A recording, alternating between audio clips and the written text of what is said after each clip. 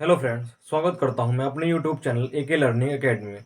तो मैं आप सभी के लिए लाया हूं यूपी बोर्ड एग्जाम इंटरमीडिएट के फिजिक्स सब्जेक्ट से जितने भी इंपॉर्टेंट क्वेश्चन मालूम किए जाएंगे प्रत्येक चैप्टर से, उन सभी को मैं आपको रिवाइज कराने वाला हूं। इसलिए वीडियो को अंत तक जरूर देखना। देखिए, मैं पहले चैप्टर से पहला क्वेश्चन लाया हूँ इंपॉर्टेंट।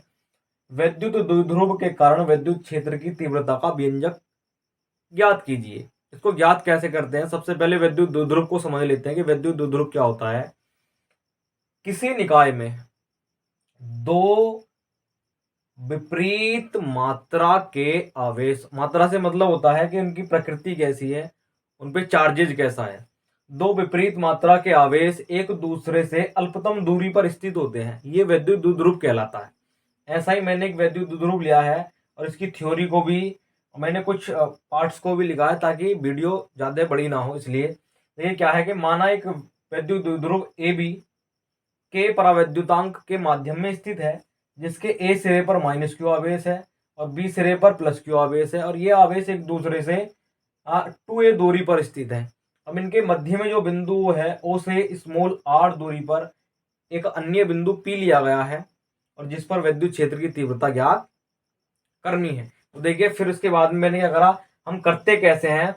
पहले बिंदु इस वाले आवेश के कारण निकाल लेते हैं बिंदु P पर, फिर दूसरे बिंदु आवेश के कारण बिंदु P पर विद्युत क्षेत्र की तीव्रता का हम मान निकाल लेते हैं। मैंने लिख भी दिया है, देखिए माइनस क्यू आवेश के कारण बिंदु P पर विद्युत क्षेत्र की तीव्रता E बराबर 1/4πε0 माइनस के क्यू, क्योंकि माइनस के क्यू आवेश है, इसकी दिशा भी लिखनी है। अब मुझे यहां से यहां तक की दूरी चाहिए, क्योंकि मुझे यहां से यहां तक की दूरी तो आर पता है, इसलिए मैं इसमें क्या करूंगा, और इतनी दूरी और चाहिए और मुझे इतनी दूरी पता है कि ये ए है, इसलिए मैं इस आर में एक और जोड़ दूंगा तो मुझे टोटल ए से पी तक की दूरी का पता चल जाएगा। तो ये कितना आ गया, माइनस के Q upon are plus A का स्क्वायर। क्योंकि मैंने दिशा भी दी है कि ये दिशा है किधर को, क्योंकि ये माइनस का निशान है, इसलिए E1 जो होगा पी से ए की ओर होगा, इसलिए माइनस का निशान लिया गया है। फिर देखिए क्या है, बिंदु आवेश प्लस क्यू आवेश के कारण जो है बिंदु पी पर विद्युत क्षेत्र की तीव्रता का सूत्र लिखते हैं। तो ई क्यू 1/4πε0। मुझे बी से पी तक की दूरी चाहिए, क्योंकि मुझे ये पता है कि आर तक, पी से ओ तक की दूरी आर है। यदि मैं इस आर में से इतनी दूरी को घटा दूं तो मेरे पास में बीपी शेष रह जाएगी। इसलिए मैंने क्या करा, यहां से यहां तक की दूरी ए है तो मैंने इसको आर में से घटाकर लिख दिया और इसकी दिशा भी बता दी। इसकी दिशा बी से पी की ओर है, क्योंकि E2 हमने E1 E2 मान रखे हैं, ये विद्युत क्षेत्र की तीव्रता है बिंदुओं के कारण, लेकिन कुल विद्युत क्षेत्र की तीव्रता ये है। और मैंने फिर कहा बिंदु P पर कुल विद्युत क्षेत्र की तीव्रता E हो तो E बराबर E plus Q plus E minus Q. अब यहां से देखिए डेरिवेशन आगे कैसे करते हैं, मैं इसको कैलकुलेटिव करता हूं। तो मुझे क्या करना है, मुझे ई क्यू की जगह पे ई क्यू की वैल्यू को लिखना पड़ेगा और ई माइनस क्यू की जगह पे ई माइनस क्यू की वैल्यू को लिखना पड़ेगा। तो मैं इसको इरेज कर रहा हूं, इधर इरेज कर देता हूं।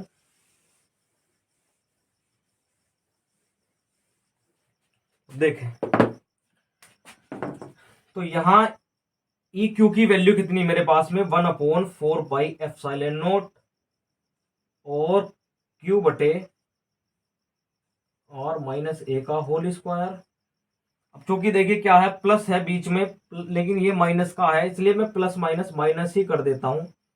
1/4πε0 और क्यू बटे आर माइनस ए का, सॉरी आर प्लस ए का होल स्क्वायर।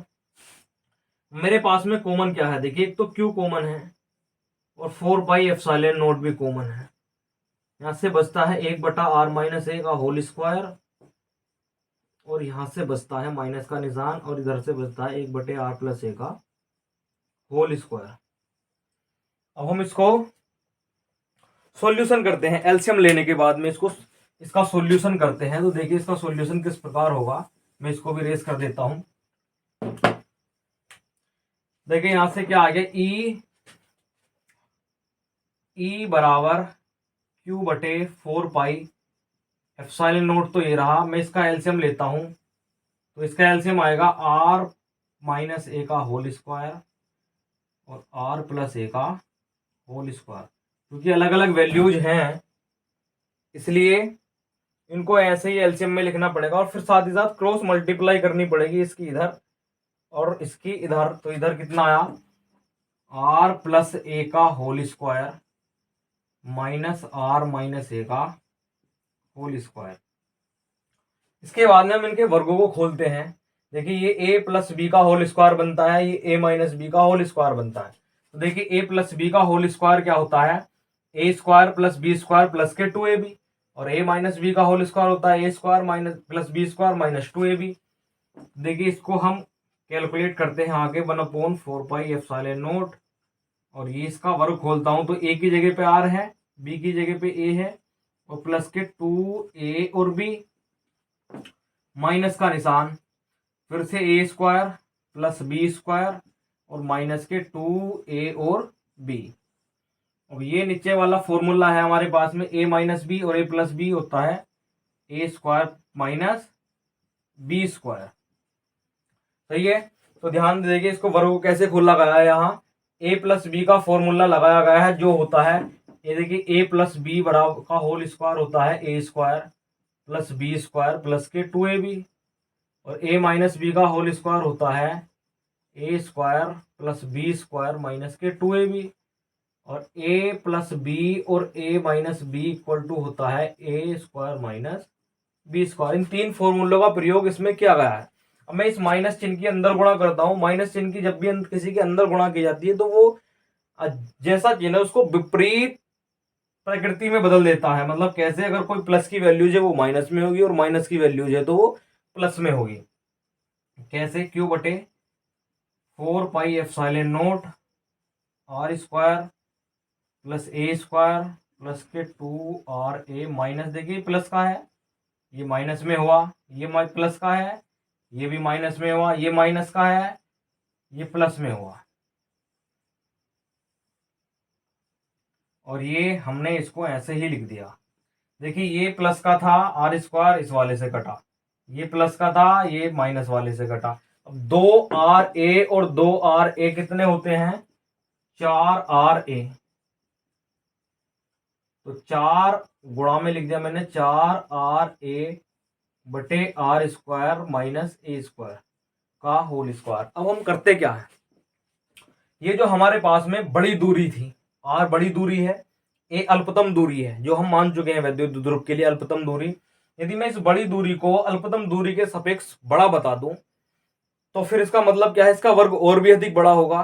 कैसे, मैं लिख देता हूं यहां, यदि आर बड़ा है ए से तो इसका जो वर्ग होगा वो और भी अधिक बड़ा होगा अल्पतम दूरी के वर्ग से। अतः ए स्क्वायर छोड़ने पर, छोड़ा हमने इसलिए है इस दूरी को नगण्य मानकर, इस दूरी को बड़ी दूरी के सापेक्ष नगण्य मानकर हमने छोड़ दिया है। इसलिए देखिए जब मैं इसको यहां से ए स्क्वायर को छोड़ता हूं तो मेरे पास में बचता क्या है, इधर देखें,